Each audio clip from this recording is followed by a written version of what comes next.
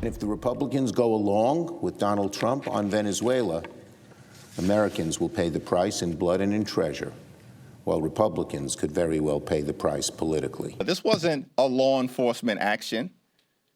They're lying to the American people when they say that.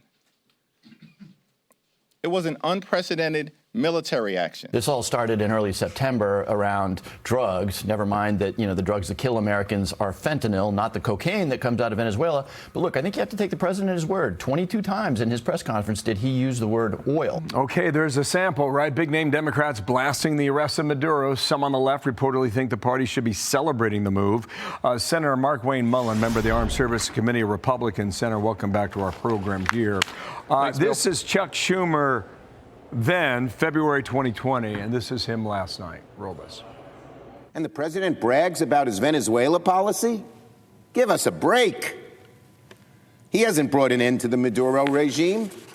The Maduro regime is more powerful today and more entrenched today than it was when the president began. When the United States engages in this kind of regime change and so-called nation building, it always ends up hurting the United States. I left the briefing feeling that it would again. Okay, apparently that briefing was in depth, and it went almost 2.5 hours. Hard to keep the other side happy, I guess, Senator.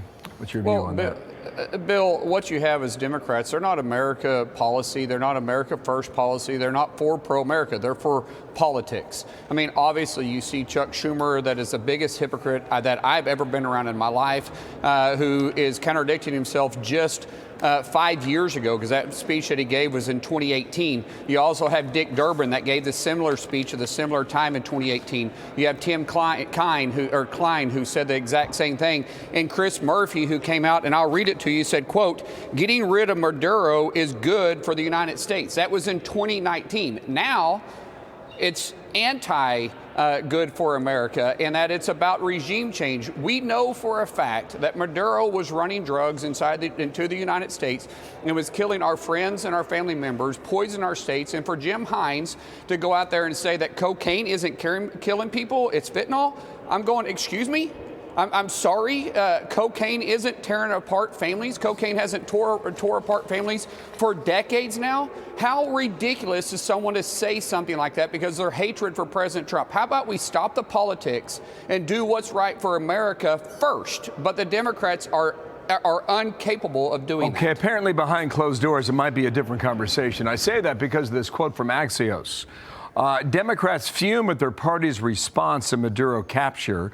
Some Dems grumble at their party's largely oppositional stance to Trump's raid to capture Maduro, saying privately that their colleagues should be celebrating. So, I mean, that's in the water, as we say a little bit. I think the more relevant question now, what's happening inside Caracas? What's happening in all these towns and villages throughout Venezuela? It's kind of a blind spot right now, unless you've got information that could illuminate a little bit as to what's happening there today.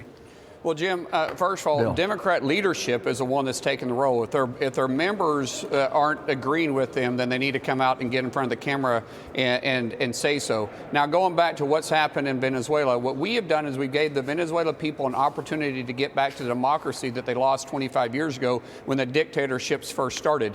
And we are closely watching it. We don't have military on the ground, but we have eyes on the ground paying attention, wishing the best for the Venezuela people. They're going to be the one making the decision here.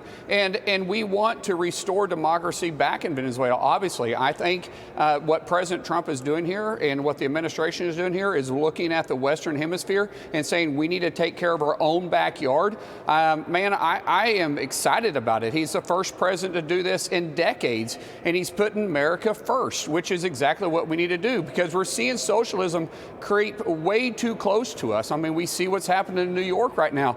We see what's happening in Central and South America. And for President Trump to take a strong stance and saying, one, you're not going to poison our streets, you're not going to continue bringing the drugs in, but we're also going to be watching at the politics perspective too. Okay, Senator, thank you for coming back here and waiting here with the president too. That's coming up momentarily. Markwayne Mullin, thank you very much. The Republican from Oklahoma. Thanks for coming back. Dana.